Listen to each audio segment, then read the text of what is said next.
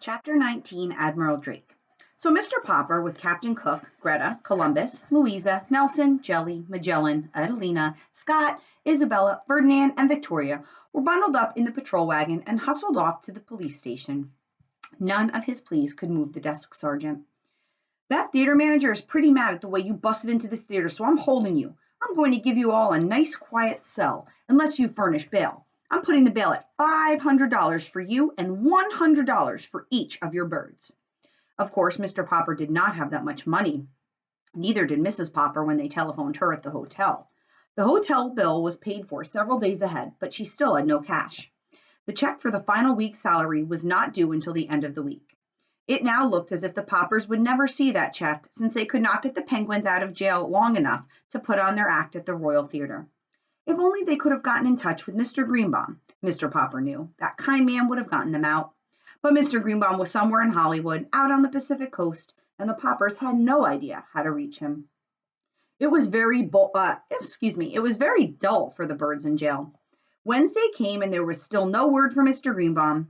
Thursday, and the birds began to droop. It was soon apparent that the lack of exercise, combined with the heat, might prove too much for them.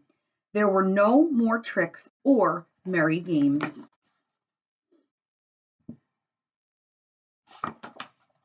Even the younger birds sat all day in silence, and Mr. Popper could not cheer them up. Mr. Popper had a feeling that Mr. Greenbaum would probably turn up by the end of the week to see about renewing the contract, but Friday passed without any news from him. Saturday morning, Mr. Popper got up very early and smoothed his hair.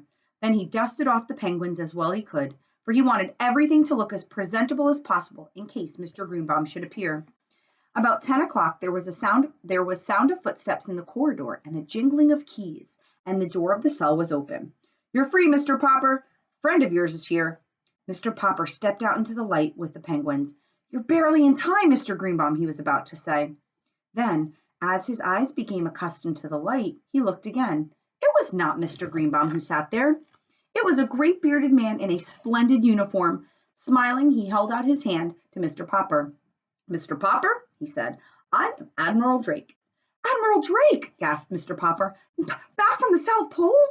"Yes," said the Admiral. "The Drake Antarctic expedition ship returned yesterday. You should have seen the reception New York gave us. You can read all about it in today's paper. But I also read about the trouble you were having over the penguins, and so here I am. I have a long story to tell you." Could we go back to the hotel and talk about it?" asked Mr. Popper. My wife will be anxious to see us when we get back." "Certainly," said the Admiral. And when they were all settled in the Poppers' rooms at the hotel, with the penguins clustering around to listen, Admiral Drake began. "Naturally, when I knew I was coming back to America, I often thought about the man to whom I had sent this penguin. It takes us a long time to hear anything down there, and I wondered how you and the bird were getting along.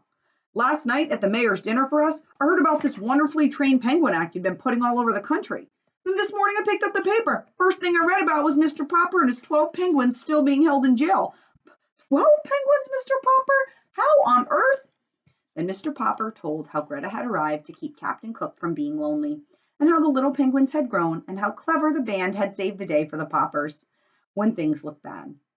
"It's amazing," said Admiral Drake. "I've seen a lot of penguins in my time, but never such educated ones as these.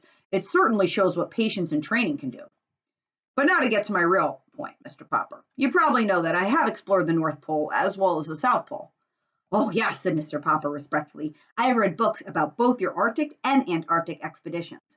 "Well then," said the Admiral, "maybe you know why we explorers prefer the South Pole." "Could it be on the account of penguins, sir?" he asked. Admiral Drake patted Janie on her head. "Yes, my dear, those long polar nights get pretty dull when you have no pets to play with. Of course, there are polar bears up there, but you can't play with them. Nobody knows why there are no penguins at the North Pole. For a long time, the United States government had been wanting me to lead an expedition there for the purpose of establishing a breed of penguins.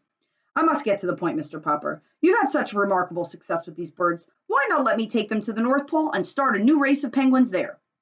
Just then, Mr. Greenbaum and another gentleman were announced. They all shook hands and were introduced to the Admiral. "Well, Popper," said Mr. Greenbaum, "too bad about that mix-up over at the theater, but never mind. Here's Mr. Klein. He owns the Colossal Film Company. He's going to make you a fortune. You'll be a poor man no longer, Mr. Popper." Poor, said Mr. Popper. I'm not poor. These birds have been earning us $5,000 a week. Oh, $5,000? said Mr. Klein. What's that? Pin money? I want to put those birds in movies, Popper. We got the story department working on stories for them already. Why, I'll put each of those birds under a contract that will keep you and the missus on Easy Street for the rest of your lives. Papa, whispered Mrs. Popper, I don't want to live on Easy Street. I want to go back to Proudfoot Avenue. Better consider, Mr. Popper, said the Admiral. I can't offer you anything like that. You say those men at the North Pole get lonely because there are no penguins? Asked Mr. Popper. Very lonely, said the Admiral. But if there were penguins up there, mightn't the polar bears eat them? Ordinary penguins, yes, said the Admiral. But not highly trained birds such as yours, Popper. They could outwit any polar bear. It was now Mr. Klein's turn to speak. In every moving picture house in America, little children will have the pleasure of seeing stories acted by the Popper performing penguins, he said. Of course, if we succeed in establishing the breed at the North Pole, said the Admiral, the name might have to be changed a little. I imagine that hundreds of years from now, scientists could be calling them Popper Arctic penguins. Mr. Popper was silent for a moment. Gentlemen, he said, I want to thank you both, and I'll give you my decision tomorrow. Boys and girls, what do you think is going to happen? Do you think he's going to send them with Admiral Drake, or do you think he's going to keep them performing?